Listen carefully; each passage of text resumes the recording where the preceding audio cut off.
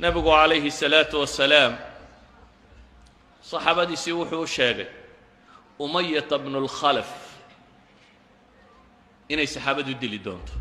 umaya markaa makuu jooga, wa safwaan ibnu umayya bihi umayata bnu lkhalaf oo maka jooga ayuu nebigu calayhi salaatu wasalaam saxaabadii madiine joogtaa wuxuu u sheegay umaye inay muslimiintu dili doonaan.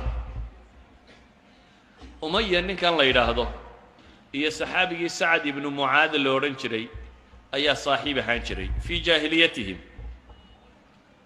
marka sacad ibnu mucaad markuu maka tagana umayuu ku soo degi jiray.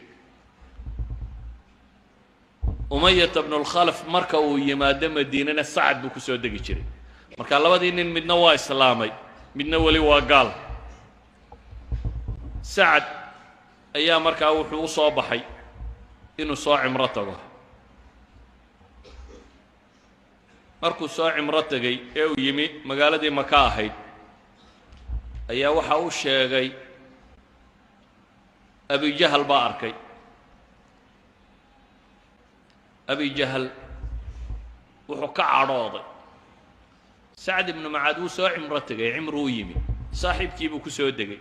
saaxiibkiina wuu soo kaxeeyey, wuxuu rabaa inuu cimradiisii guto. abijahal wuxuu ka cadhooday muslimkan meesha marmaraya. abijahal baa war xun sheegay oo uu hanjabayo saxaabiga kan. sacd ibnu mucaadna waa iska dhiciyey, waa u jawaabay. umaya markaa sacad la hadlo wuxuu yidhi, ma warkaasaa waxaad ku leedahay odaygii reer maka ugu weynaa abalxakam baad waxaa kula hadlaysaa buu leeyahy. sacad oo cadhaysan oo labadii gaal ay isu raaceen ayaa umaye wuxuu ku yidhi, yaa umaya fawallaahi laqad samictu rasuula اllahi salى اllahu alayh waalih wasalam yaquul inahum qaatiluuk. adigu maxaabaad igala hadli? ilaahay rasuulkiisii baan maqloo sheegay inaanu adiga ku dili doonne, adiga in lagu dili doono nebi maxamed baaban ka hayaa, maxaad ka warramay buu yidhi. umaya markaa wuu naxay, ilan sacdo maka jooga waayo abujahli safdhaafee ayaa markuu umaya yidhi odayga sidaa ha ula hadlin ayuu umaye u sheegay inay muslimiintu dili doonaan.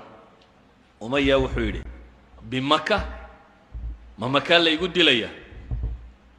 anuu maka jooga, ma ikhtiyaaliya wuxuunbaa laygu samaa, maka gudaheedaan ku dhimanaya? qaala sacdun laa adri, ma ogi buu yidhi meesha lagugu dilayo, laakiin nebi maxamed wuxuu ii sheegay calayhi salaatu wasalaam in lagu dilayo. mar hadduu nebigu sheegayna waa lagu dilayaa weeyaan. umayaa naxay, dabeetana haweenaydiisii xaaskiisii buu tegay.